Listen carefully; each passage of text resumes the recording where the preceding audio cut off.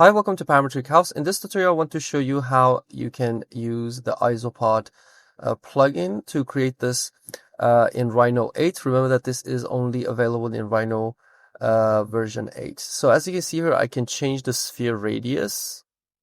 I've put them into 3 sections so you can see the geometry, the merging, and then the contour final results.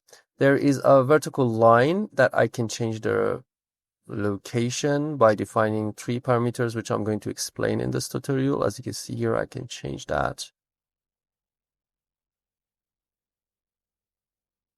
Okay.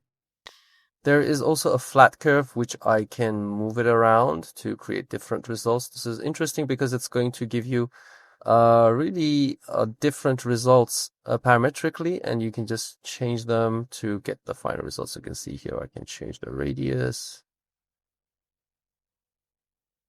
angle I want to define, the length, maybe I want to close it like this. Let's just make this a little bit smaller. Then I can also define the charge here.